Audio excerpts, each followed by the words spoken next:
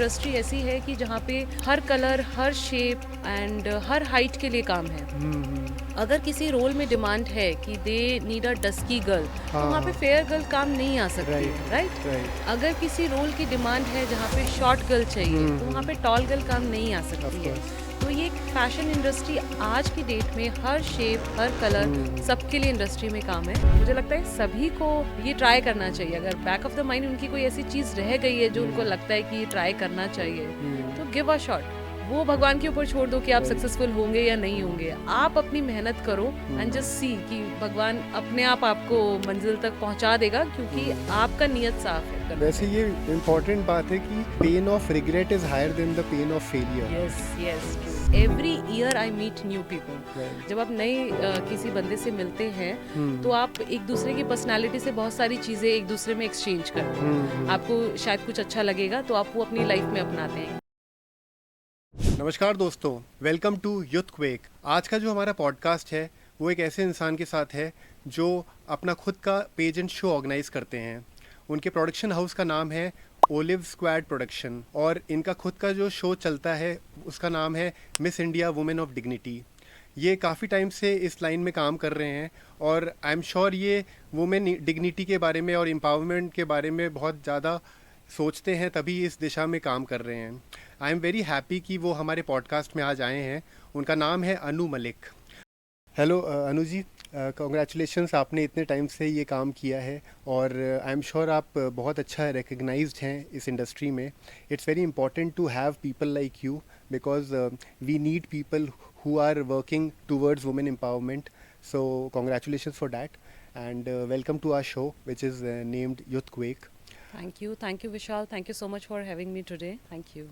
So आपकी इस journey के बारे में जानना चाहेंगे क्योंकि हमारी ऑडियंस बहुत एक्साइटेड है, क्योंकि वो ये ज़रूर समझना चाहते हैं कि बहुत बहुत डिफ़िकल्ट होता है ये प्रोसेस को समझना और फिर इसको हर तरह से हर एलिमेंट्स को समझते हुए कैरी फॉरवर्ड करना। तो कितना डिफ़िकल्ट रहा ये जर्नी में एंटर करना और एंटर करने के बाद इस इंडस्ट्री में आगे बढ़ने में क्या क्या चैलेंजेस आए। तो शुरुआत आप अपनी जर्नी से करिए कि इस डायरेक्शन में आपने कैसे स्टेप लिया।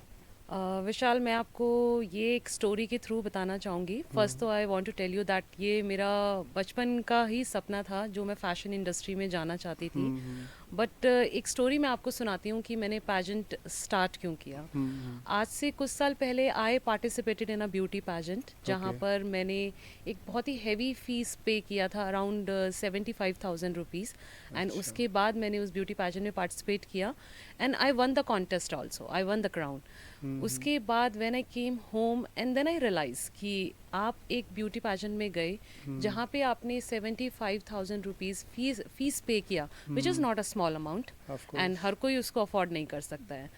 एंड उसके बाद जब मैंने क्राउन भी विन किया, स्टिल आई एम रिग्रेटिंग कि मैंने इतना ज़्यादा पैसा उस चीज़ में अपने लिए लगाया है। But what about the contestant जो जीते नहीं हैं? I am competing with 60 contestant और उनमें से हम 3 विनर हैं और जो बाकी कंटेस्टेंट हैं जो नहीं जीते हैं उन्होंने भी सेम फीस पे किया है। एंड घर जाने के बाद शायद उनके आई थिंक दिल में बहुत ही रिग्रेट होगा कि उनका पैसा खराब हुआ। तो that day I decided I will start my own production house where I will organise the beauty pageant and I will not charge any grooming fees. So I want to tell you the one different thing about my pageant is I do not have any grooming fees, any hidden charges to any contestant. Okay. So that is the one thing which is like unique about my pageant.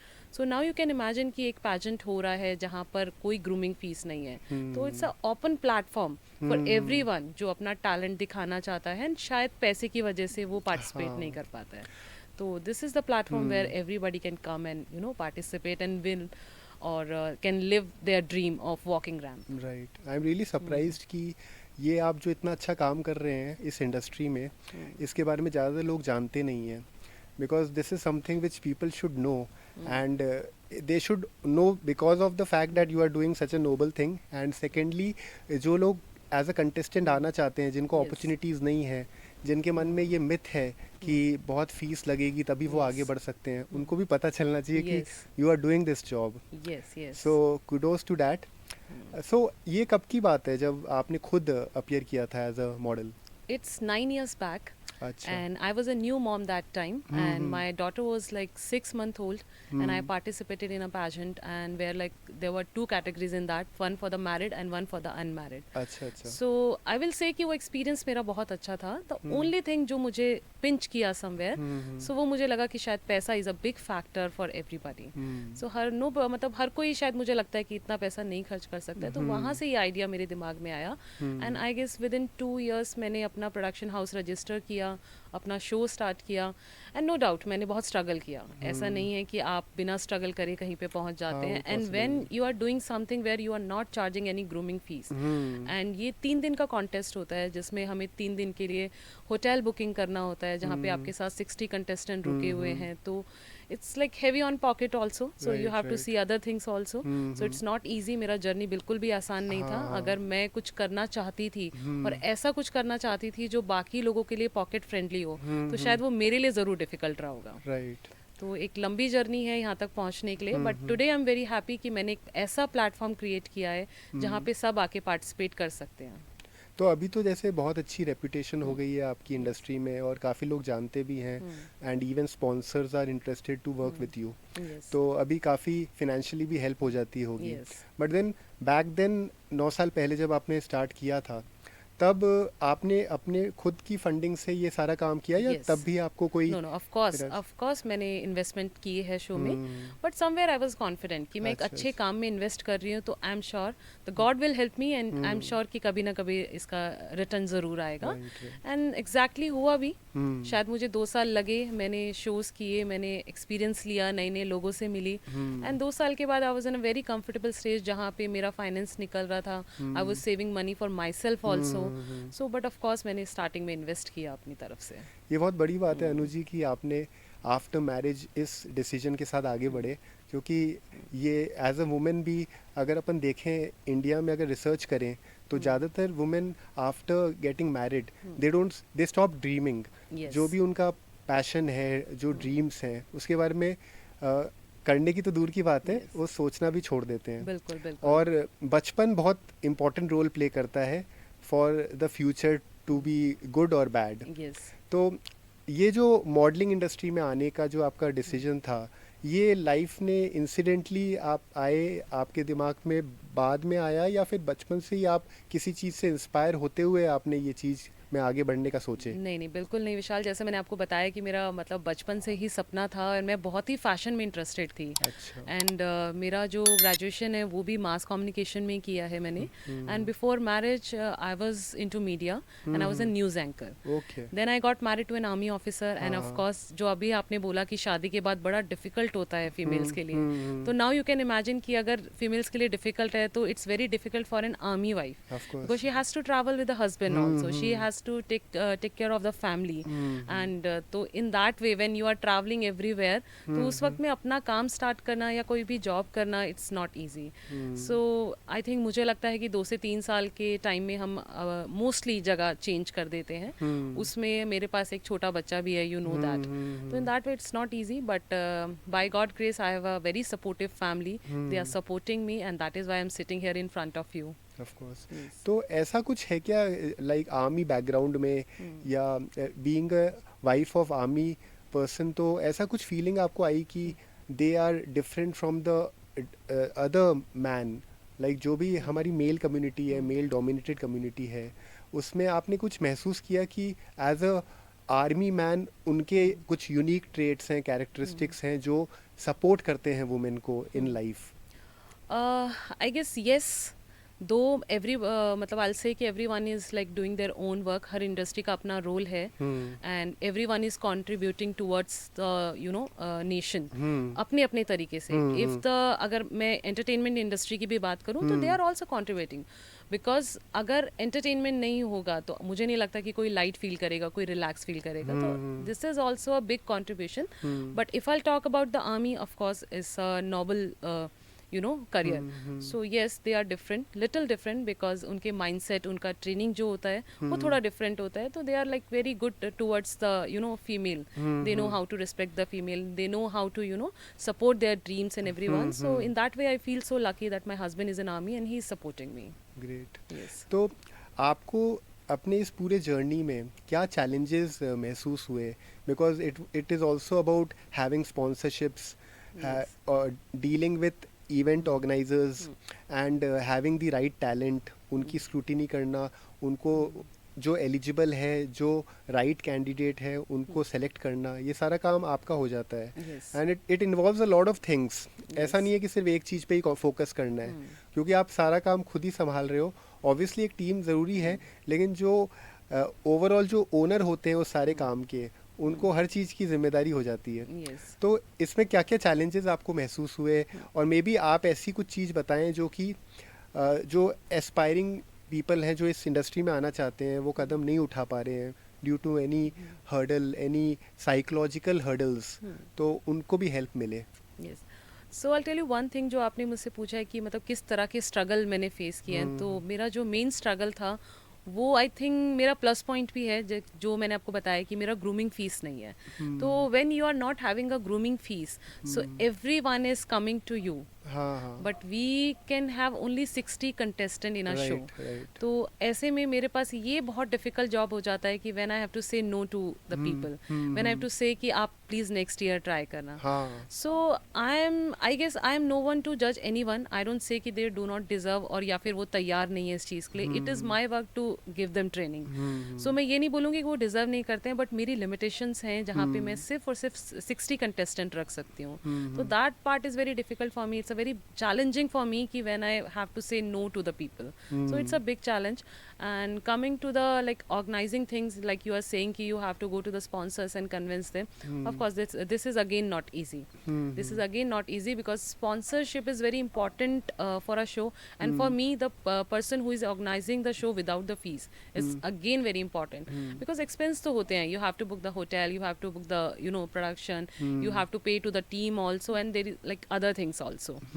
So in that way sponsorship is very important. But जैसा कि मैंने आपको बताया कि जब मैंने start किया तो उस वक्त मैंने खुद इन्वेस्ट किया, but as I told you कि I was from the media background, so उस वक्त के मेरे कुछ कॉन्टैक्ट्स थे फ्यू जो मैंने इनिशियल ईयर में यूज़ किए, एंड बाय द टाइम जहाँ पे अब इतना एक्सपीरियंस मुझे हो गया है, तो आई फील सो ग्रेट कि people are coming to me and approaching कि वो मेरे शो के साथ एसोसिएट होना चाहते हैं, and they can exchange the things with me. So in that way I feel like in comfortable stage now. तो आपने बिफोर मैरिज मॉडलिंग में ट्राई नहीं किया? Yes, I did.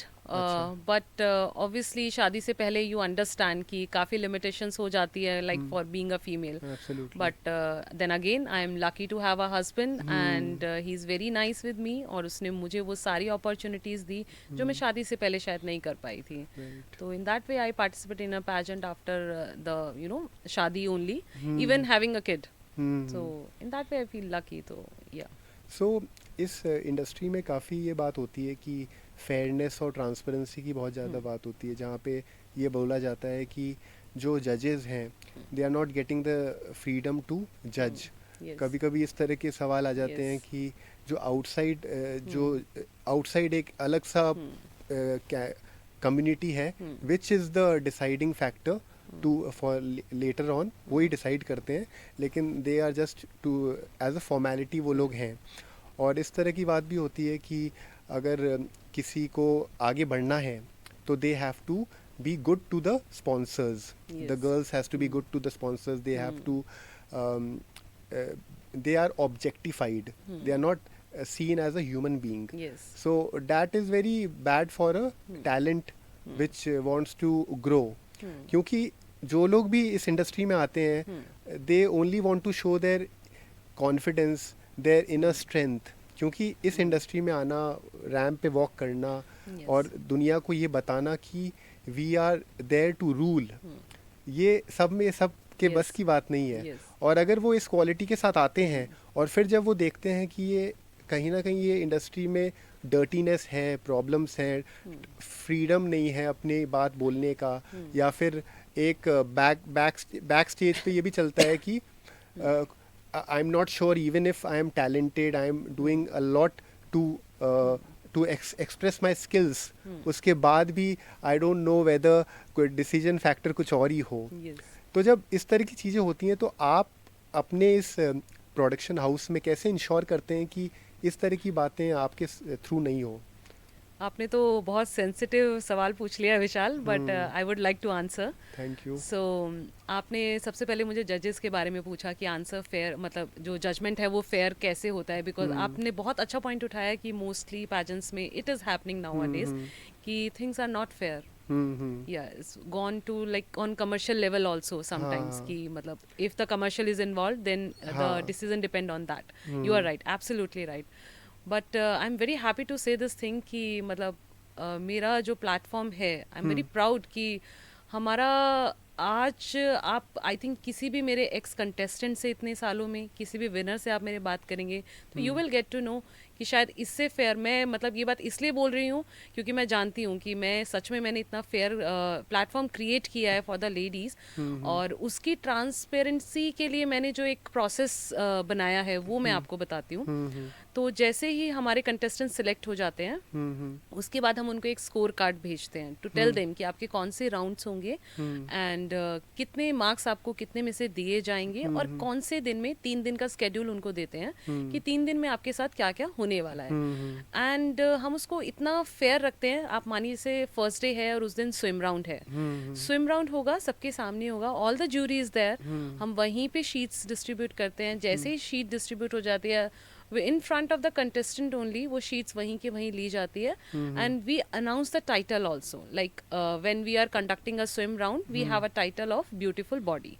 So we announce the title same time only in front of the contestant, because जिस वक्त contestant competition कर रहे हैं somehow back of the mind they know it कि this person has done better than me and this person is not like you know done good this time. So and again it is like time to time, ऐसा नहीं है कि जो बंदा अच्छा है वो परफॉर्म भी अच्छा करे, समटाइम्स बैड टाइम होता है वो नहीं कर पाता है, तो in that way only judgement किया जाता है. तो मेरा जो जजमेंट है वो बहुत क्लियर एंड कंटेस्टेंट्स के सामने रहता है. It's never behind the back और कि हम डिसीजन ले रहे हैं 3 दिन के बाद ही उनको बताया जा रहा है. तो it's like very fair and by God grace आज तक मेरे किसी कंटेस्टेंट ने या फिर किसी विनर ने ये क्वेश्चन नहीं उठाया कि शायद ये फेयर नहीं था. ओके, तो दैट्स नाइस. Yes. ये हमारी ऑडियंस को भी अच्छा लगेगा कि कोई ऐसी ऑर्गेनाइजेशन है जो एथिकली काम कर रही है. Yes. तो उनको भरोसा आएगा कि Yes. वो आगे बढ़ आप के इसी से देख सकते हैं विशाल कि when I am not charging the fees, so why I will like do the unfair things, because whosoever is doing the unfair things is like you know going for the commercial things. So I am not involved in the commercial things. I am completely dependent on my sponsors and the partners. I'm not dependent on the contestants, like if they pay the fees only then I will be able to conduct. No, I'm not dependent on them, so why I will ask the to give something commercial to win the contest Right. when there is no fees. So in that way also people can know it's not paid thing, it's Correct. fair.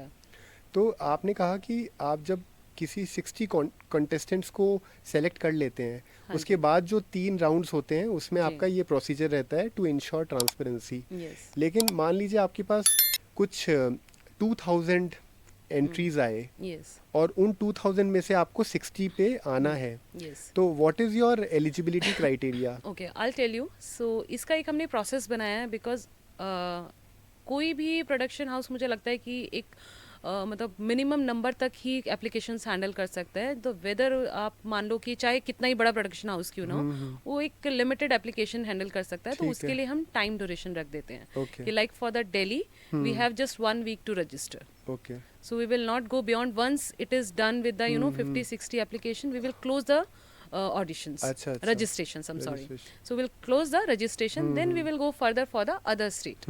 Then फिर हम suppose मान लीजिए कि फिर then Jaipur का on कर दिया, फिर एक हफ्ते जयपुर का चला, फिर जयपुर का क्लोज कर दिया.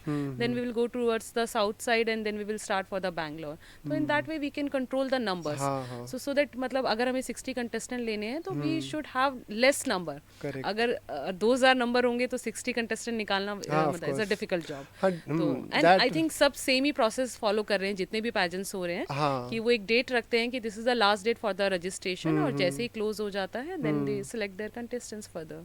क्योंकि ये तो ठीक है, इतने नंबर्स तो प्रैक्टिकली पॉसिबल नहीं है Yes. कि उसमें अपन फिल्टर कर Yes. पाएँ. लेकिन कभी ऐसा होता है आपके पास कि जैसे आपके पास अच्छे कैंडिडेट 100 आ गए, यस, उन 100 में से 60 डिसाइड करना मुश्किल हो जाता है? बिल्कुल होता है. एंड आई थिंक मोस्टली होता है. मोस्टली ऐसा होता है कि आप कई बार बहुत ही कम आप मान के चलिए कि 19-20 का फ़र्क होता है जब आपको किसी को मना भी करना पड़ता है। बट हमारा एक अच्छा पॉइंट मैं आपको बताती हूँ हाँ कि हाँ मेरी जितनी भी टीम है, अगर मान लीजिए हमें किसी को बताना भी है कि मतलब you can not participate this time, तो हाँ। हम उसको पर्सनली कॉल करते हैं और अच्छा। हम उसको बताते हैं, हम उसको रीजंस भी बताते हैं ओके। सो दैट वो नेक्स्ट टाइम पार्टिसिपेट कर सके। और ऐसा हमारे साथ होता है कि नेक्स्ट टाइम हमारे कंटेस्टेंट्स आते हैं बिकॉज एक पर्सनल टच वो हमारे साथ फील हाँ करते हैं जो हाँ शायद उन्होंने दूसरे प्रोडक्शन हाउस में नहीं फील किया होगा। Obviously. And you won't believe कि मेरे काफ़ी कंटेस्टेंट वो भी होते हैं जिन्होंने ऑलरेडी पार्टिसिपेट कर लिया है, बट वो शायद उस वक्त नहीं जीत पाए, बट उनको वो कंपटीशन इतना फेयर और इतना अच्छा लगा कि वो नेक्स्ट टाइम आते हैं दोबारा राइट ऑडिशन के राइट। लिए। एंड मुझे लगता है कि जब से मैंने स्टार्ट किया है शायद ही मेरा कोई सीज़न ऐसा गया है जिसमें रिपीट कंटेस्टेंट्स नहीं आए हैं ओके। विद द होप कि शायद इस बार हम जीतेंगे। एंड अगर कोई वापस आ रहा है तो वो इस होप के साथ आएगा कि ये फेयर प्लेटफॉर्म था, तो शायद दोबारा मैं कोशिश करूंगा तो मैं जीत जाऊंगी। तो आपके अलग अलग कैटेगरीज होती होंगी जी कि मिसेस इंडिया, मिस इंडिया और भी कैटेगरीज हैं, थोड़ा कैटेगरीज के बारे में बताएं। अब मैं बताती हूँ, हमारे पास दो कैटेगरी हैं, एक मैरिड के लिए, एक अनमैरिड के लिए। एंड मैरिड कैटेगरी का हमने नाम रखा है ravishing, sorry classic, and unmarried का हमने रखा है रेविशिंग। तो ओके। क्लासिक एंड रेविशिंग दो कैटेगरी है मैरिड एंड अनमैरिड के लिए। एंड अबाउट द टाइटल, यहाँ पे मैं एक चीज़ मेंशन करना चाहती हूँ। तो हमारा जो टाइटल है miss India women of dignity, if you notice कि हमारा जो टाइटल है उसमें MS है, it's miss India women of dignity. Okay. So MS is use for everybody, like for Right, right. married, unmarried, widow, for everyone. So we do not want to categorize the female on the basis of their marital status, age, height or other things. So that is why जो title है is same for both the categories. We do not have any other title, is simply Miss India Woman of Dignity for everybody. So we have the two categories because obviously married female cannot compete with the unmarried. So we separated that with the name of ravishing or classic. So still we are not giving them the name of Miss or Mrs. It's Miss India Woman of Dignity, ravishing and classic. So again मैंने ये जो step लिया था, ये मैंने ये सोच के लिया था कि मैं शायद इस स्टेप के साथ मोस्ट ऑफ द नंबर को अट्रैक्ट कर पाऊंगी और उनको ये चीज़ अच्छी लगेगी कि कोई तो पैजेंट है जो मैं कैटेगराइज नहीं कर रहा है। Otherwise if you will see कि सारे पैजेंट हो रहे हैं मिसेज इंडिया और Miss India, there is no Miss India women of dignity with a single title for both the categories. तो इन दैट वे मतलब we this is also a unique point about us.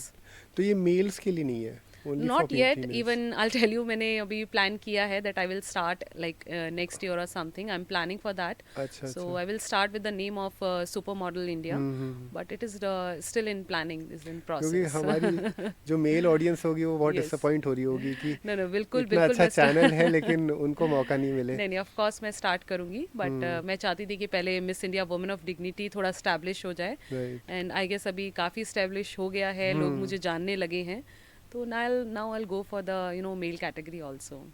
तो आपके initial first year में कोई बहुत embarrassing चीज़ हुई आपकी life में, या फिर ऐसी कोई यूनिक चीज़ हुई जो आप हमारे दर्शकों को बताना चाहें, जो आपको अभी भी आप याद करते हैं, चेरिश भी करते हैं, या फिर कोई ऐसी एम्बैरेसिंग चीज़ जो, क्योंकि इनिशियल 1 ईयर जो होता है किसी के लिए भी थोड़ा सा अप्स एंड डाउन्स ज़्यादा होते हैं, Yes, yes. Because it's in the learning phase. तो No, उस of हिसाब से course. कुछ आप बताना चाहें। बिल्कुल, जब मेरा फर्स्ट पैजेंट था तो ऑब्वियसली मेरा भी एक्सपीरियंस नहीं था, मैं भी सीख ही रही थी। एंड हम लोग ऑडिशंस कंडक्ट कर रहे थे। तो एज आई ऑलरेडी मेंशन कि I am from like army background, तो जब मेरे रजिस्ट्रेशंस आ रहे थे तो मेरे को काफ़ी रजिस्ट्रेशंस आ रहे थे जो आर्मी वाइफ्स के थे, एयरफोर्स वाइफ्स के थे, नेवल वाइफ के थे। एंड उसमें एक्स आर्मी ऑफिसर्स भी थी, लेडी ऑफिसर्स भी थी। तो जब हम ऑडिशंस ले रहे थे तो एक आर्मी में एक हयाकी फॉलो की जाती है, अगर आप जानते हैं तो मतलब there is like so much junior and senior. तो I was very young that time, but मेरे पास जो कंटेस्टेंट आ रहे थे वो मुझसे शायद काफ़ी सीनियर थे। तो मैं उस वक्त समझ नहीं पा रही थी मैं इस चीज़ को कैसे बैलेंस करूं कि how to address them, because they are my contestant, तो मैं उनकी मेंटोर हूँ। तो इन दैट वे उस प्लेस में मुझे उनको बताना भी है, सिखाना भी है, समझाना भी है। But on the other hand वो मेरे सीनियर भी हैं, तो एक ये सिचुएशन था जो मैंने बाय द टाइम सीखा कि आई थिंक हर काम की जगह अलग होती है, और जब जिस वक्त जो काम हो रहा होता है आई थिंक उस काम को उसी तरीके से सीखना चाहिए।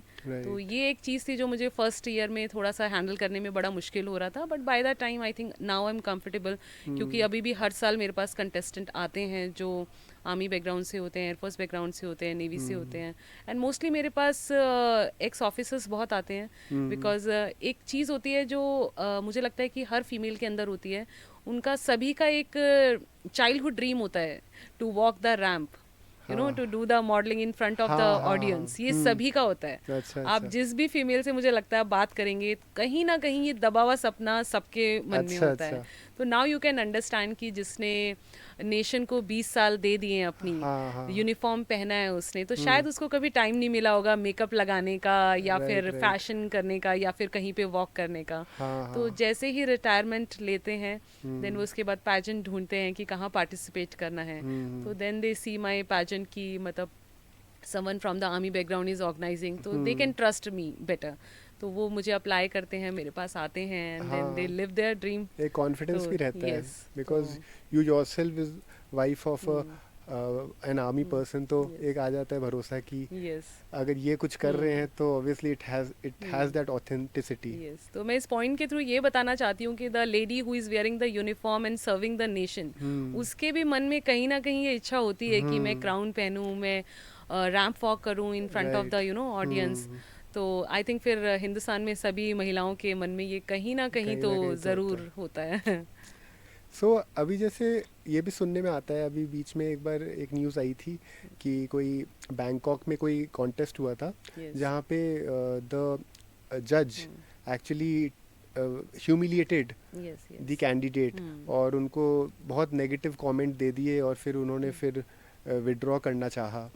और क्योंकि मेंटल हेल्थ बहुत ज़रूरी है इस तरह के शोज़ में एटलीस्ट। तो आपने ये तो बताया कि आप किस तरह से ट्रांसपेरेंसी इंश्योर करते हैं, लेकिन सेफ्टी को लेके एंड मेंटल हेल्थ को लेके आप कंटेस्टेंट्स की किस तरह से केयर करते हैं?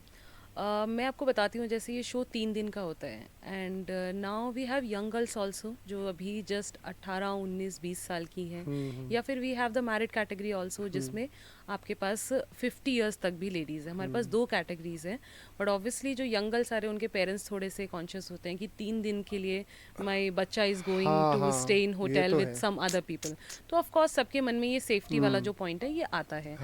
बट हमारी जो टीम है हम उनको इंश्योर करते हैं कि यू डू नॉट वरी। पहली बात तो हमारा जो होटल हम लोग चूज़ करते हैं, जो रिजॉर्ट हम चूज़ करते हैं, वी मेक श्योर कि मेरे सारे कंटेस्टेंट एक ही फ्लोर में हो, so that we can take care of them very well, कि कोई सेफ्टी इशू उनके साथ ऐसा ना आए। We do not allow them to go outside the hotel, they stay with us until unless हमारा कॉन्टेस्ट ख़त्म नहीं हो जाता है। एंड द अदर पार्ट जो आपने अभी बताया, I don't want to take the name of pageant और something, but I know the that scenario. So these things sometime happen, but मुझे लगता है कि 3 दिन में काफ़ी प्रेशर होता है कंटेस्टेंट पे, तो ये दोनों ही साइड से हो सकता है। ठीक है, समटाइम कंटेस्टेंट भी इतना प्रेशर में होता है कि वो सामने वाले कमेंट्स नेगेटिव वे में ले लेता है, and sometimes I can say that thing also कि आ जाता है, दूसरी तरफ से भी आ जाता है। तो आई थिंक थोड़ा मेच्योरली उस सिचुएशन को हैंडल कर सकते हैं, एंड ऐसे में मेरे को लगता है कि ऑर्गेनाइजर की रिस्पॉन्सिबिलिटी ज़्यादा बनती है to handle such things, to know the actual things and to handle that. तो इसके तरीके अलग अलग हो सकते हैं, तो we can not mention everything here, but yes, तो organiser should take the call in such scenario कि how to manage the things. So Anu ji, आपने बताया कि आप किस तरह से इंश्योर करते हैं कि कंटेस्टेंट सेफ रहे, सिक्योर्ड रहे, तो आप अलाउ करते हैं एज एन पेरेंट्स को भी आने के लिए, इन केस अगर कोई पेरेंट बोले कि हम भी आना चाहते हैं शो में, और इन द सेंस कि जब तक ये चलता रहेगा ट्रायल उस हिसाब से हम भी असिस्ट करना चाहते हैं, तो डू यू अलाउ? एक्चुअली ये हर साल ये क्वेश्चन आता है हमारे पास में, जो यंग गर्ल्स होती हैं उनके पेरेंट्स चाहते हैं कि वो लोग आए, तो हम उन्हें अलाउ करते हैं कि आप सेम होटल में you can stay, we do not have any problem, आप रह सकते हैं, but obviously not with the contestant. हाँ, ऑफ कोर्स, बिकॉज कंटेस्टेंट हमारी रिस्पॉन्सिबिलिटी है, and you are a parent of one contestant, but what about the other? वो आपको नहीं जानते हैं, तो इन सेफ्टी के उससे राइट राइट। तो we allow them to stay in the hotel so that they can see what their child is doing, but not on the same floor and not where we are doing the training or something. right. And they are invited to the grand finale. They can come to, you know, grand finale as audience, and they can witness their kid Nice. on the ramp. Obviously yes. Parents भी बहुत खुश होते हैं Yes. जब उनका बच्चा बिल्कुल ramp पे बिल्कुल, वॉक तो करता फैमिली है। को हम अलाउ करते हैं कि आप ग्रैंड फिनाले पे आइए, हम इनवाइट हाँ। करते हैं उनको कि इनफैक्ट आप आइए और अपना शो एंजॉय कीजिए। बट ऑब्वियसली जब हमारा ट्रेनिंग चल रहा है उस समय वी कैन नॉट अलाउ, क्योंकि हमें काफ़ी सेफ्टी हाँ, of देखना course. पड़ता है सभी का, Nice. तो इन दैट वे मतलब वी डू दैट। एक ये भी है कि जो मैं पर्सनली बिलीव करता हूँ कि every individual has a lot of potential to share with the world, और सबसे इम्पोर्टेंट यही है कि उनको मौका नहीं मिलता।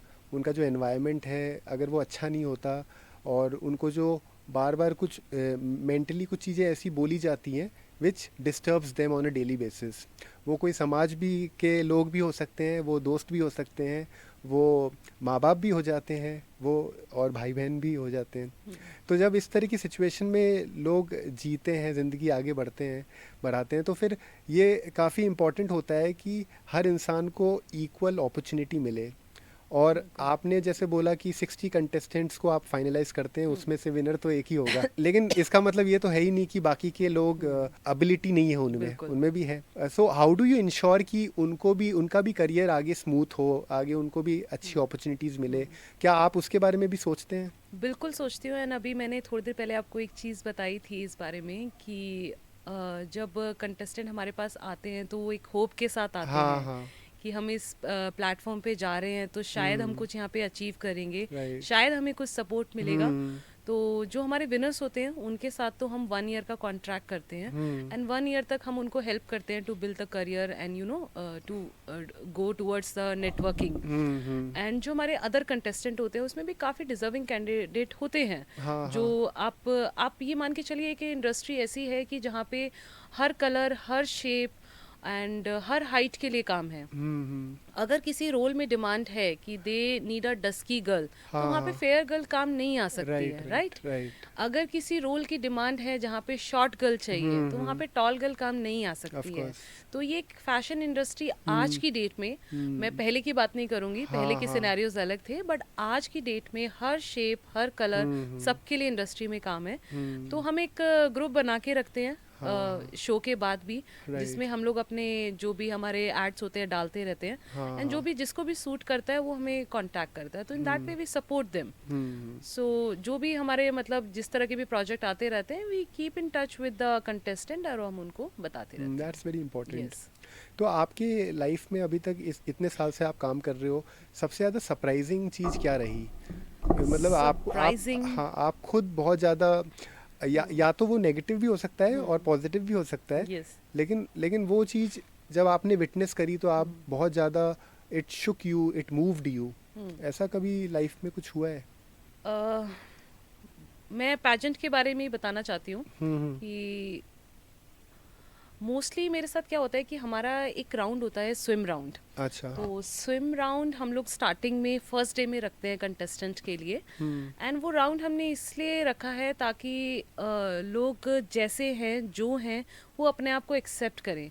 वो जिस भी तरह की स्किन में है, जिस भी तरह की बॉडी में है, वो अपने आप को एक्सेप्ट करें। एंड वो राउंड में हमारा ऐसा कोई कंपल्शन नहीं है that everybody has to wear the bikini. अपने कंफर्ट के हिसाब से आप अपनी क्लोथिंग चूज कर सकते हो। ये राउंड पूल के साइड में होता है, बट एवरी ईयर मेरे साथ होता है कि हमारे काफ़ी सारे कंटेस्टेंट आते हैं जो मुझे बताते हैं कि ये उनका लाइफ में फर्स्ट टाइम था when they tried for the bikini, and now they are feeling very confident about the body. Correct. तो एक बॉडी पॉजिटिविटी जो आप आजकल एक चल रहा है, तो उसके इस राउंड के थ्रू मैं वो प्रमोट करना चाहती हूँ। एंड हर साल मैंने देखा है कि मेरे पास लेडीज आती हैं जो बताती हैं कि शायद अब 50 की एज तक में भी कि ये उनका लाइफ का पहली टाइम है कि उन्होंने इस तरह का ड्रेस अपनी लाइफ में ट्राई किया और वो कॉन्फिडेंट फील कर रहे हैं अपने बारे में।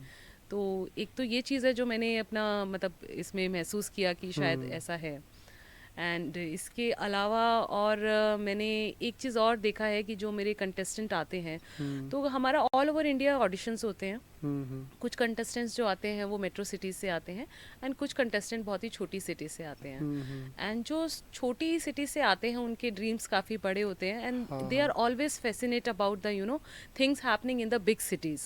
तो वो आते हैं, उनके लिए नया एक्सपोजर होता है, वो एक्सप्लोर कर रहे हैं दुनिया को उस वक्त में।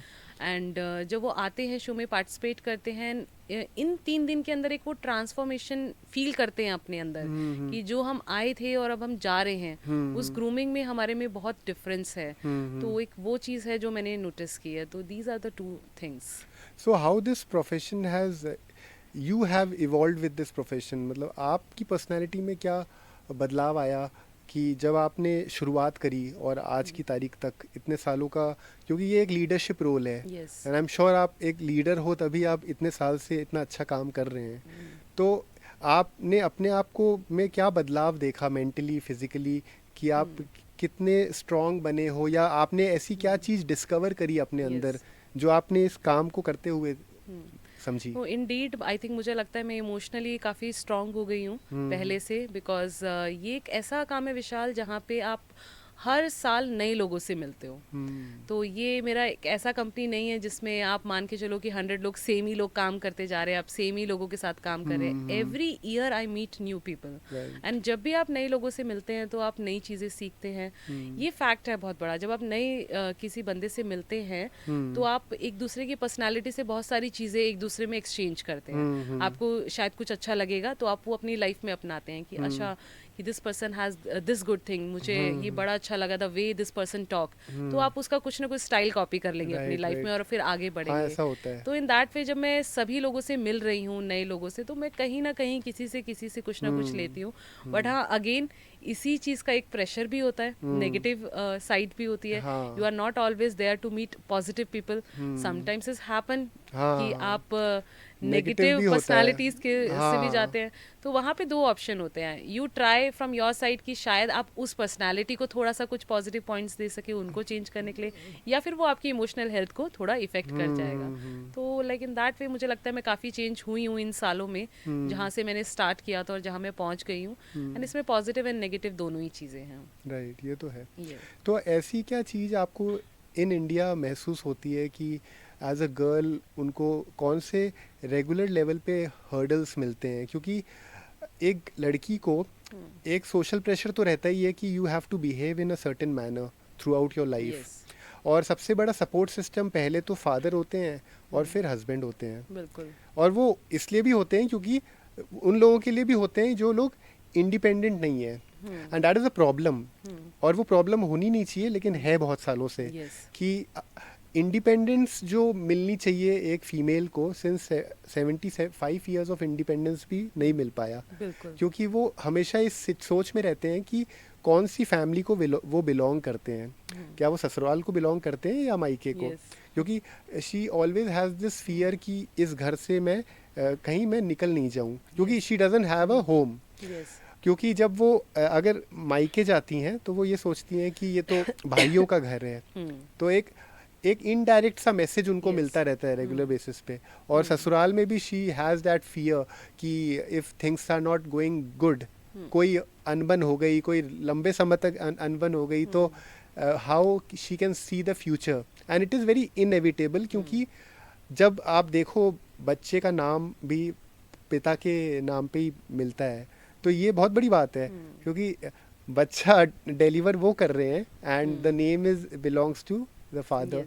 और ये इतना बड़ा सैक्रिफाइस तो एक औरत ही कर सकती है कि she is doing her like she is selflessly doing her work.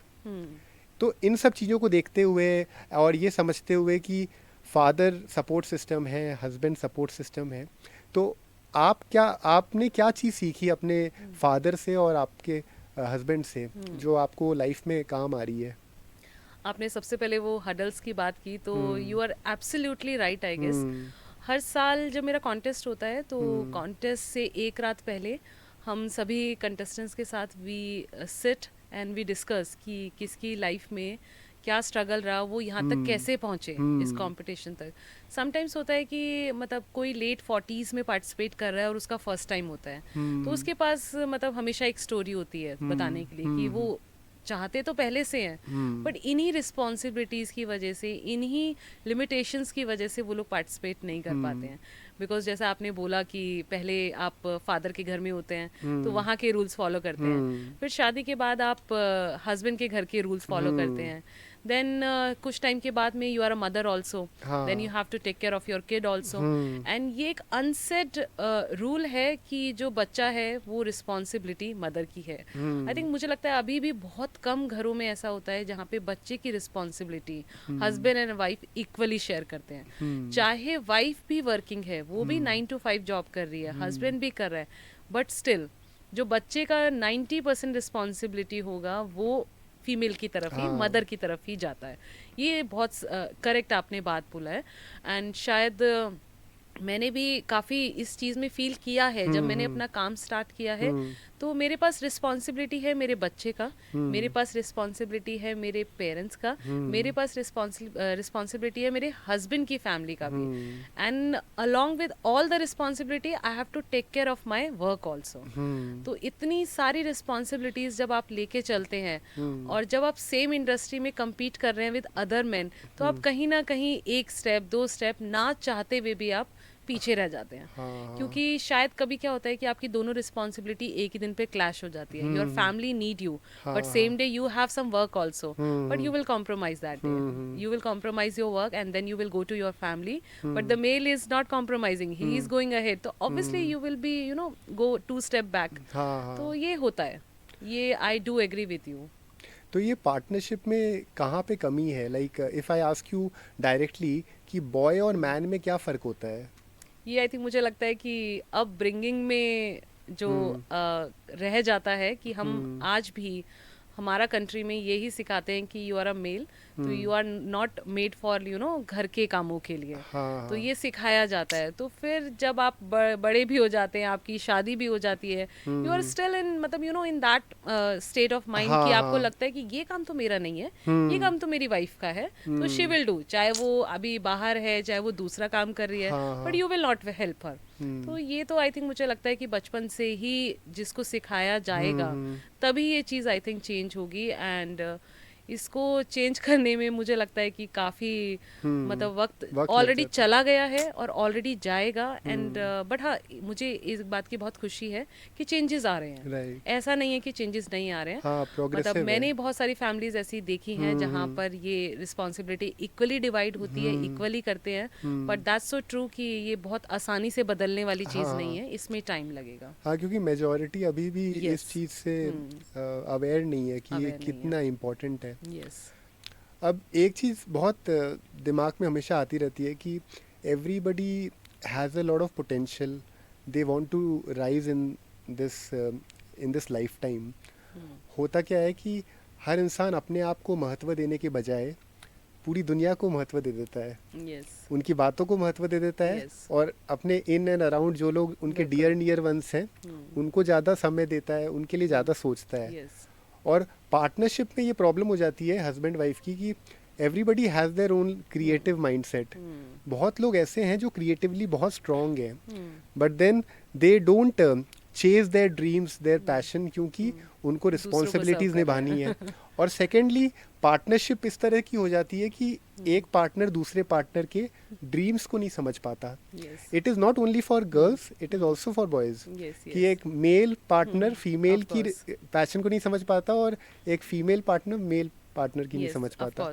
और प्रॉब्लम तब होती है जब इस तरह की पार्टनरशिप लायबिलिटी बन जाए एक दूसरे के लिए, कि वो अपने अचीवमेंट्स, पहली बात तो ये है कि उनकी अचीवमेंट्स को प्रेज नहीं किया जा रहा. कि जैसे आपने 9 साल इतना अचीव किया, now if you don't get good words from your near and dear ones, you definitely you will feel bad about it. But then एक प्रॉब्लम तो ये है कि हम उसका वैलिडेशन की उम्मीद करते हैं, अदरवाइज वैलिडेशन की ज़रूरत नहीं है वैसे.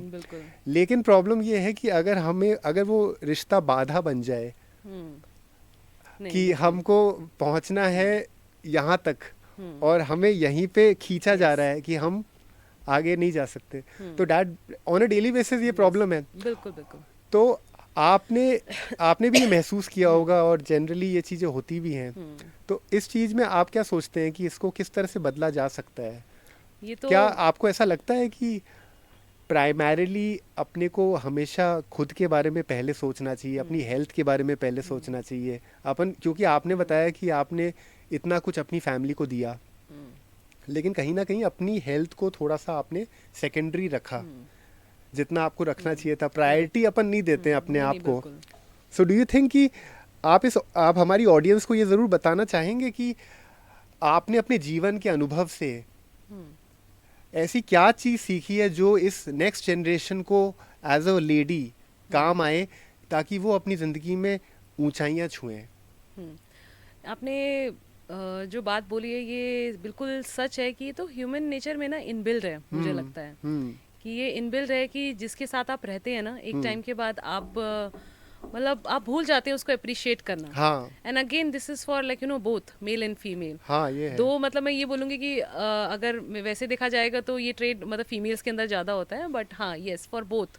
तो आप एक टाइम के बाद आपको लगता है कि ये तो रेगुलर का काम ही है, ये तो होता ही है, तो एवरी टाइम आप Granted. अप्रिशिएट नहीं It's करते। like taking granted. Yes yes, आप ग्रांटेड लेते हैं कि चलो ये तो मेरा हस्बैंड है या मेरी वाइफ है, ये तो कर ही रही है, तो उसकी रिस्पॉन्सिबिलिटी है, आप भूल जाते हैं। हाँ, आप ये कहना भूल जाते हैं कि भाई आपने मुझे हेल्प किया, उसके लिए हाँ, थैंक यू बोलना भूल सिंपल जाते हैं चीज़ें, हम। हाँ, सिंपल चीज़ें तो कहना दैट्स भूल सो जाते ट्रू, हैं। क्योंकि जब फीमेल भी वर्किंग है और वो भी एक एक्स्ट्रा एक्स्ट्रा माइल्स जाके इनिशिएटिव लेके वो अपना कुछ एक्स्ट्रा काम या घर में कंट्रीब्यूट करती है, तो मुझे लगता है हस्बैंड को अप्रिशिएट करना चाहिए।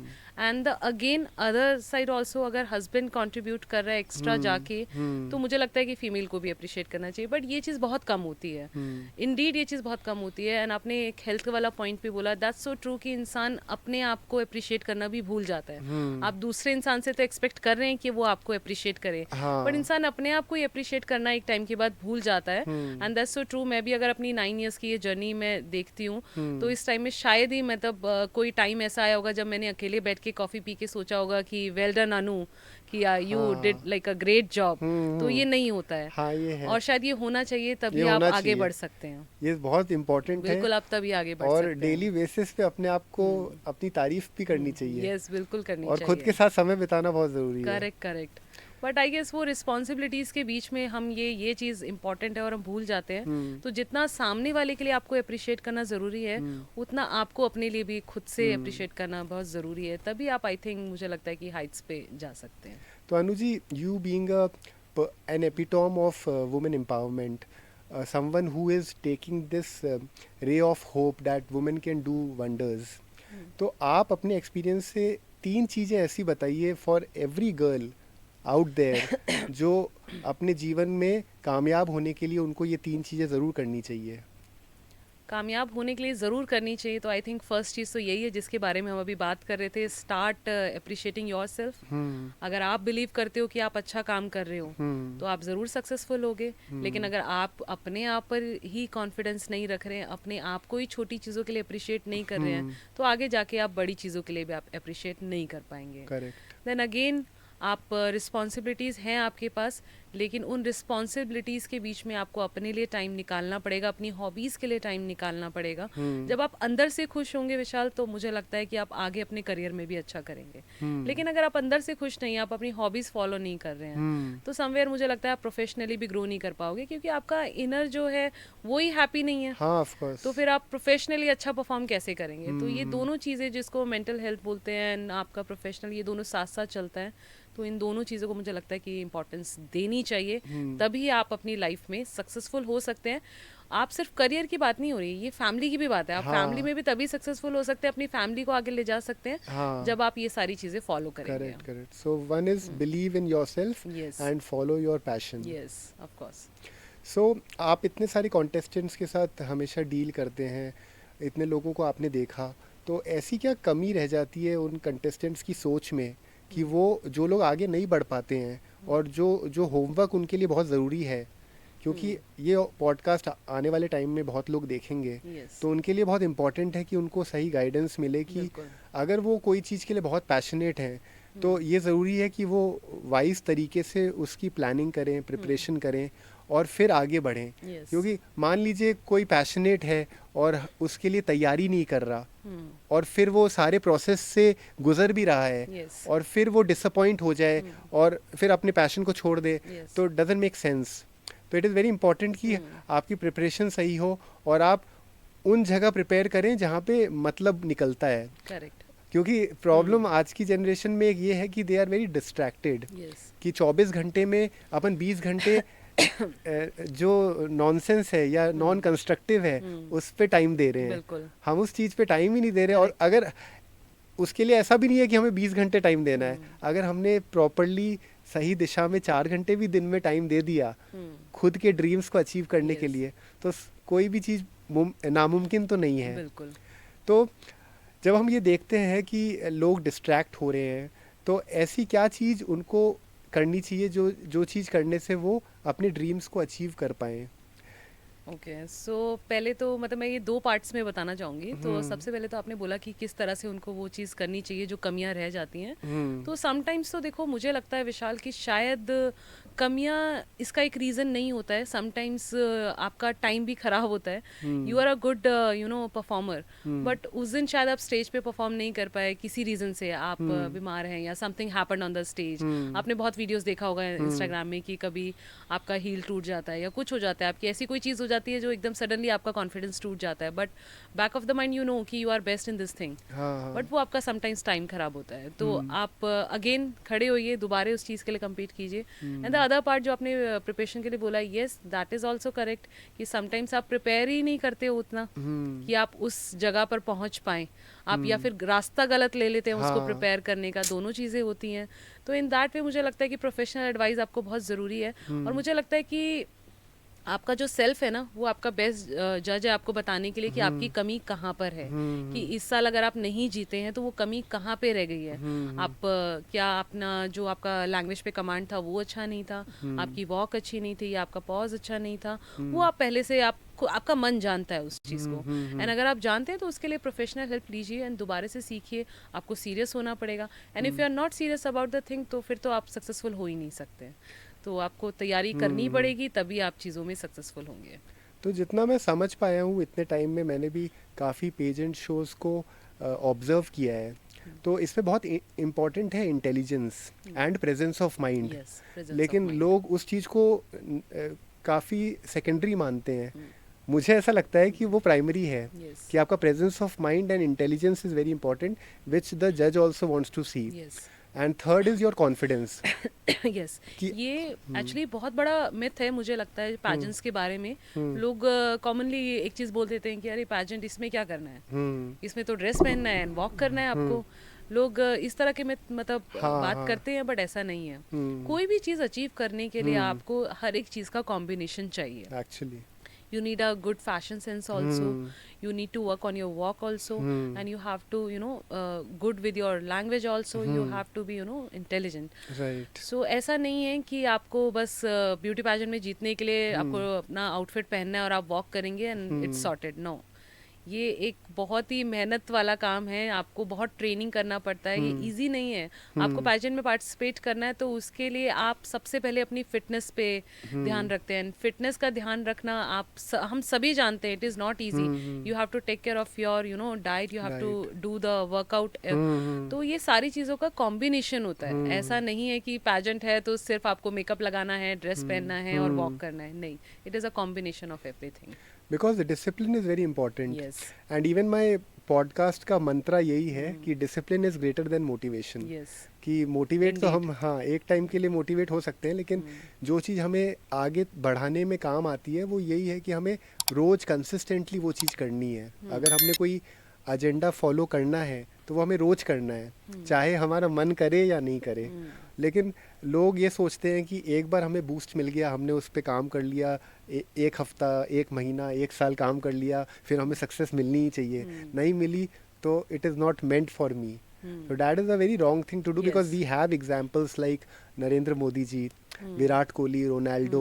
All these people have done things endlessly consistently, ऐसा एक दिन में तो उनको भी नहीं हो सकता। वो किताब And मिला आजकल नहीं क्या है हुआ कि पेशेंस खत्म हो गए हैं, लोगों को हाँ हर चीज बहुत शॉर्ट टाइम में चाहिए, which is not actually possible. आपको कुछ अचीव करना है, उसके लिए मेहनत आपको करना पड़ेगा। एक दिन, 2 दिन, 3 दिन में तो आप चीजें अचीव नहीं कर सकते हैं। राइट। तो तो आपकी इंस्पिरेशन कौन है लाइफ में जिनसे आप इंस्पायर होके इतना अच्छा काम कर रहे हैं? मैं आपको अगर ये बताऊं तो मेरा जो फैमिली है वो फीमेल डोमिनेटिंग है। आपको अच्छा सुन अच्छा, के बड़ी हैरानी होगी। Nice. So we are 3 sisters and हाँ मेरी हाँ मदर है। तो हाँ नाउ यू कैन इमेजिन कि हम एक ऐसे घर में रहे हैं जहाँ पे 4 फीमेल हैं और एक मेल है मेरे फादर। तो हम चारों ने मिलके हमेशा फादर को हाँ डोमिनेट हाँ, किया है। नाइस।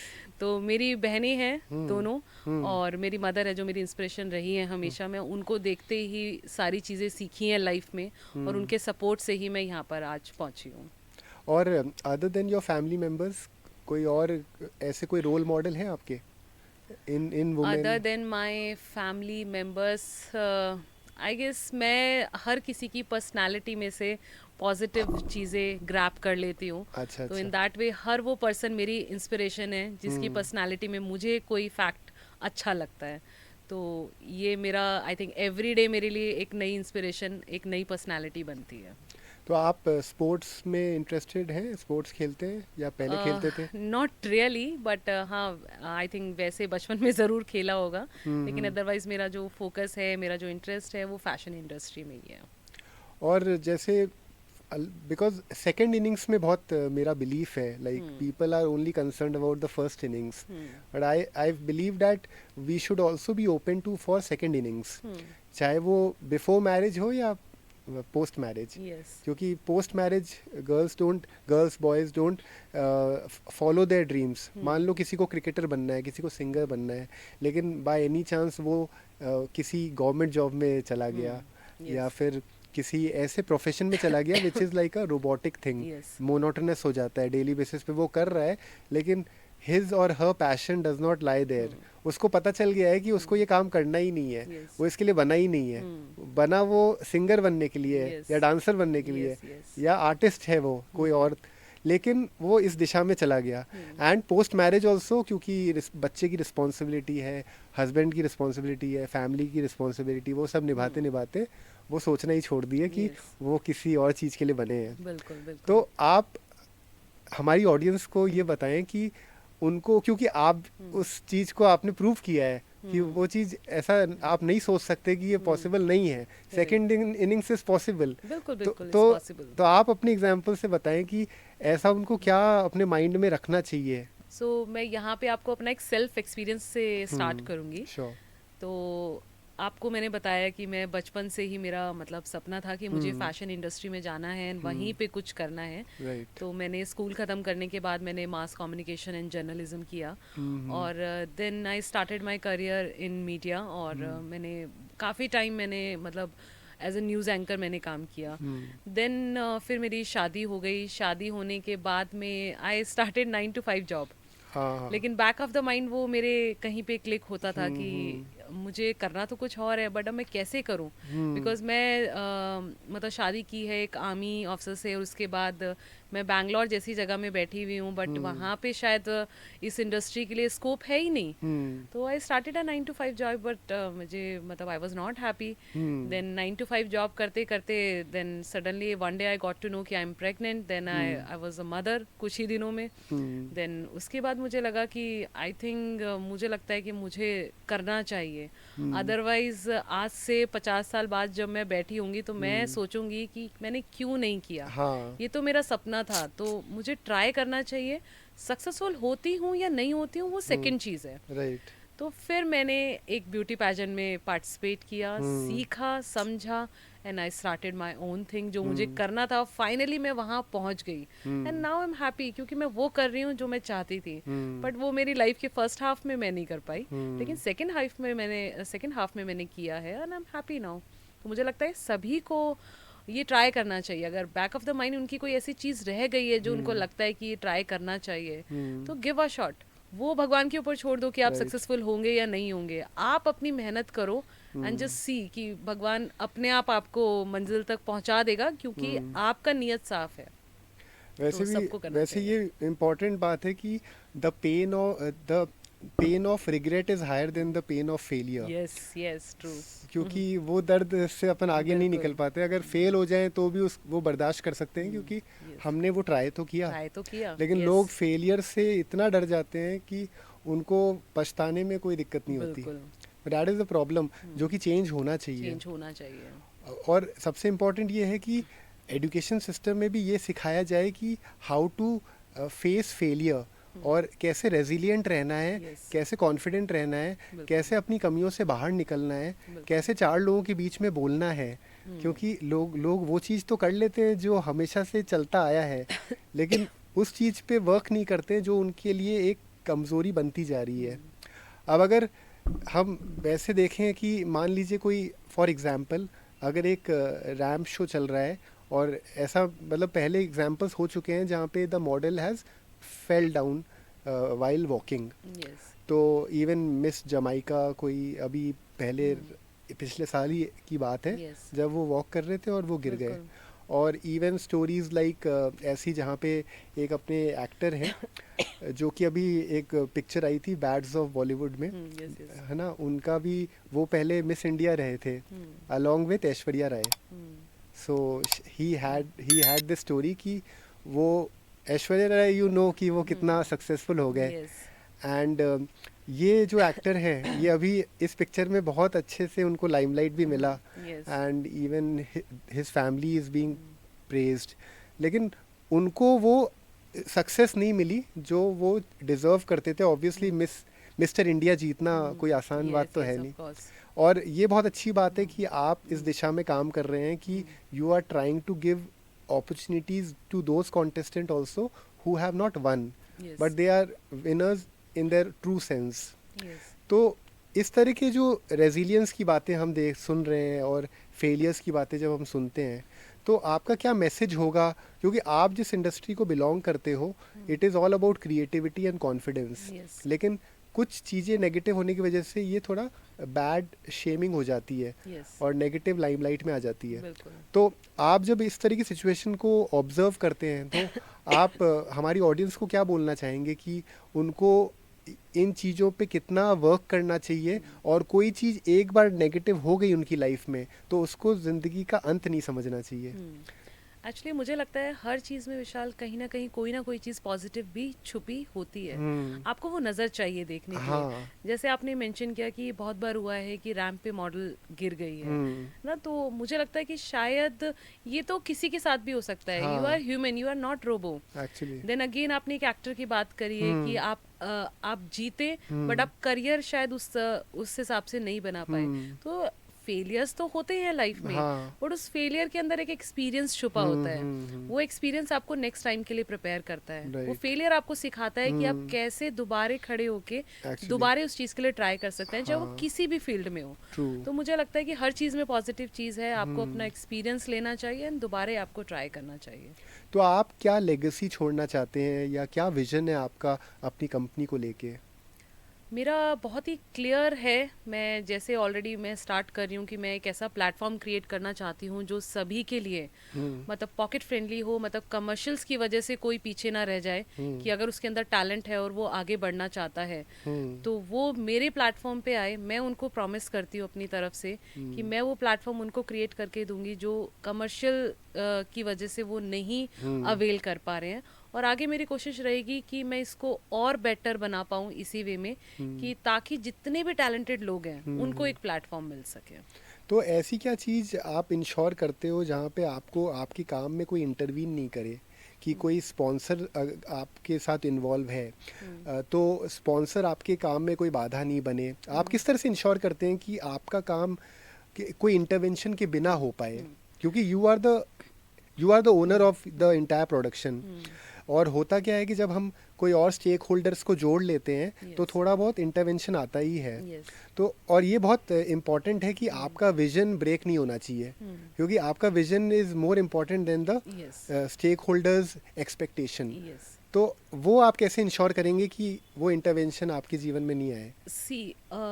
जब कोई स्पॉन्सर या पार्टनर आपके साथ आता है काम करने के लिए, तो एक उसका भी क्लियर होता है कि उसको आपसे क्या चाहिए, उसको किस तरह का पब्लिसिटी चाहिए, किस तरह का पीआर उसको चाहिए, किस तरह की सर्विसेज वो आपके प्लेटफॉर्म से चाह रहा है। तो मुझे लगता है कि आपको इन चीज़ों को अवॉइड करने के लिए आपको एक अच्छा healthy discussion with your partner, it is very important.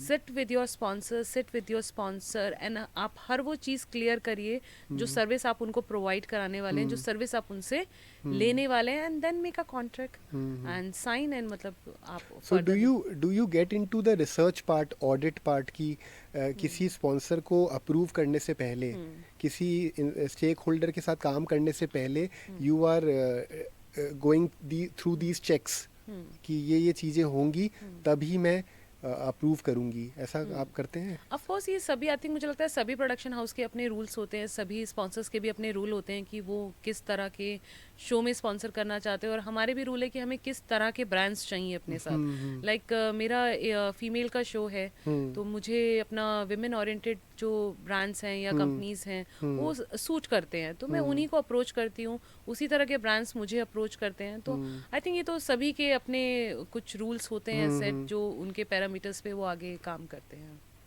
सो अभी क्या है, ये बहुत इम्पोर्टेंट है इस इंडस्ट्री में कि चीज़ें बहुत नेगेटिव सुनने में आती है कि जो रियल टैलेंटेड लोग हैं ना, उनको मौका नहीं मिलता आगे बढ़ने का, और ये बहुत समय से चल रहा है। इस दुनिया में अगर कोई चीज़ बहुत इम्पोर्टेंट है वो फ्रीडम है, हर इंसान के लिए। यस, फ्रीडम से बढ़ के कोई चीज़ नहीं होती, बिल्कुल। और वो ही नहीं मिलती किसी को भी।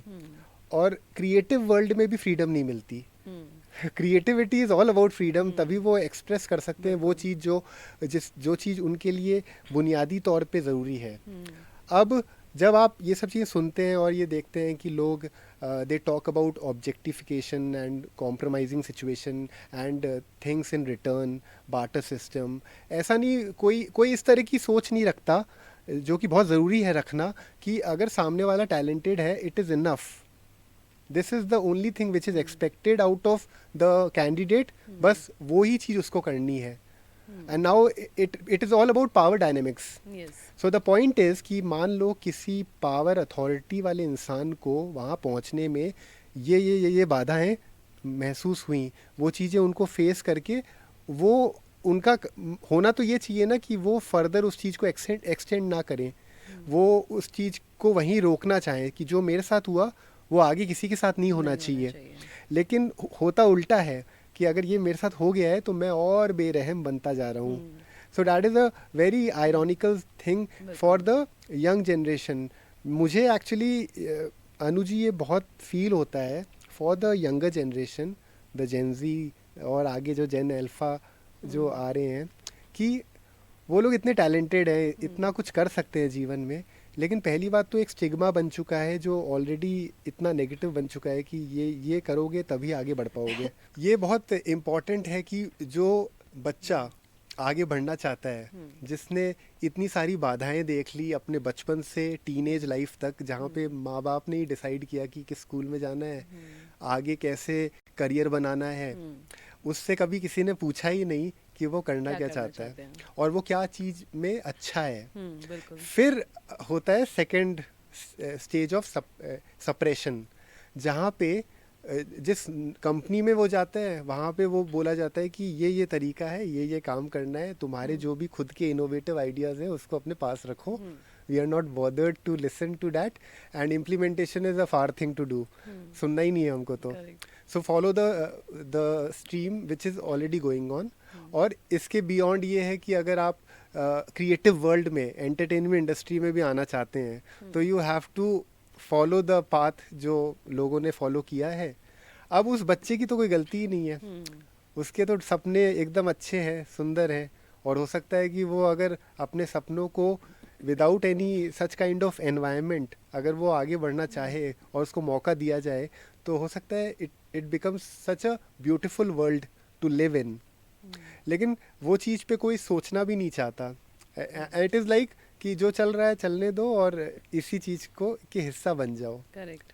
तो आपकी सोच बहुत अच्छी है, जो मैंने आपके इस पूरे पॉडकास्ट में जो मैंने समझा, क्योंकि जब कोई इंसान पूरे इस प्लेटफॉर्म को क्रिएट कर सकता है, इस इकोसिस्टम को क्रिएट कर सकता है without any fees, obviously you have a very noble mind thought process, वरना कोई ऐसा कर ही नहीं सकता, कोई सोच भी नहीं सकता। तो जब आपने इतना महत्वपूर्ण कदम उठाया है, तो and I am expecting you only to give a very valuable answer. तो आप क्या सोचते हैं कि अपने को, लाइक टू द ऑडियंस जो ये सुन रहे हैं, जो प्रोड्यूसर्स सुन रहे हैं, जो अथॉरिटेरियन सिचुएशंस में हैं, उनके लिए आप क्या बोलना चाहेंगे, जो उनको जो पाथ ब्रेकिंग हो, जो उन बच्चों की हेल्प हो, ताकि उनको वो समस्याएं नहीं आए जो पहले आ चुकी हैं लोगों के साथ, क्योंकि इट इज़ वेरी डिमीनिंग। उनका पूरा मोराल गिर जाता है, और वो कॉन्फिडेंस इतना गिर जाता है कि वो एक कदम भी नहीं उठाना चाहते हैं उसके बाद। Yes. तो that is very bad, that is not called for in India. We being a progressive country, हम जिस कंट्री को, जिस कल्चर को बिलोंग करते हैं, वहाँ पे हमेशा करुणा को महत्व दिया जाता था। हम हमेशा उस चीज़ को महत्व देते थे जहाँ पे हम दूसरों के बारे में सोचते थे, लेकिन ज़माना जिस तरफ बदलता जा रहा है, सब सेल्फिश होते जा रहे हैं। बिल्कुल। तो आप क्या मैसेज उनको देना चाहेंगे, क्योंकि आप भी उसी पोजीशन में हैं, और वो जिस पोजीशन में है वो सेम है, लेकिन उनका डायरेक्शन वैसा नहीं है। नहीं, बिल्कुल मुझे लगता है कि एक दूसरे को अपलिफ्ट करना चाहिए। यही सही तरीका है लाइफ में आगे ग्रो करने का। लेकिन अगर आप किसी के रास्ते में हडल बन रहे हैं, या फिर आप किसी को ग्रो होने से रोक रहे हैं, तो मुझे लगता है इससे बुरी चीज़ नहीं हो सकती। बट येस, सबकी अपनी अपनी लिमिटेशंस भी होती है। मैं ये नहीं कहूँगी कि अगर आज मैं मतलब एक शो कर रही हूँ विदाउट फीस तो सब कर सकते हैं। हर किसी का पाथ अलग है, हर किसी का तरीका अलग है। तो मुझे लगता है कि बस आप आपको इतना मेक श्योर करना है कि आप अपने तरीके में जब आप जा रहे हैं, तो आप किसी के बीच में हडल मत बनिए। आप सबको हेल्प करिए ग्रो करने के लिए। और आज के टाइम में वर्ल्ड इतना सेंसिटिव हो गया, द न्यू जनरेशन, कि शायद वो इतना, जितना हमने झेल लिया, शायद जितना हमने समझ लिया, वो लोग इतना नहीं झेल पाते हैं। इसीलिए हमने काफ़ी केसेस भी सुनते हैं। तो इन दैट वे मुझे लगता है कि हम सभी को थोड़ा सेंसिटिव होना चाहिए टुवर्ड्स ईच अदर, और सबको अपलिफ्ट करना चाहिए एक दूसरे को, सबको साथ में चलना चाहिए, तभी कंट्री ग्रो करेगी, तभी हम ग्रो करेंगे। Right. तो एक दूसरे को हेल्प करना चाहिए। और ये बातें मैं इसलिए भी कह रहा हूँ क्योंकि मैंने जितने भी लोगों से आज तक बात करी है while working in this profession of doing the podcast, एक चीज़ मुझे हमेशा कॉमनली सामने आई है मेरे, और जो मेरे को लोग बोलते हैं कि they have stopped working with those people जो who are not genuine people and who are doing things in barter only. तो तब मुझे महसूस होता है कि ये तो ठीक है, ये इतने लोगों ने मेरे को बोला है, but there would be so many people who are struggling with these thoughts, और उनको प्लेटफॉर्म ही नहीं मिलता बताने का, और उनको ये भी माइंड में रहता है कि अगर वो ये बात बता देंगे तो उनका फ्यूचर किस दिशा में जाएगा। तो वो जो रिस्क है, वो जो डर है, वो उनको रोकता है वो चीज़ों को एक्सप्रेस करने से, and that is a very bad kind of bondage, because without freedom you can't do anything. Of course. And क्या है, मुझे एक चीज़ लगता है कि मान लीजिए कि आप इतनी पॉपुलेशन में आप हर एक नेगेटिव पर्सनालिटी नहीं हटा सकते। ये तो आपकी पूरी लाइफ में आएगा ही आएगा सामने, लेकिन आप उन चीज़ों की वजह से अगर अपना करियर मतलब कॉम्प्रोमाइज कर देंगे, या फिर उस चीज़ को फील करके you will not see the way कि आप कैसे आगे जाओगे, तो वो गलत हो जाएगा। तो आई थिंक मुझे लगता है कि आपको कुछ चीज़ें लाइफ में अवॉइड करनी पड़ती हैं, कुछ चीज़ें आपको समझनी पड़ती हैं, and sometimes you also have to compromise. And एक सक्सेसफुल इंसान बनने का एक पार्ट कॉम्प्रोमाइज़ भी समवेयर है। ऐसा नहीं है कि आप हमेशा, आपको कॉन्फिडेंस ही दिखाना है, हमेशा आपको यही दिखाना है कि आई एम द बेस्ट।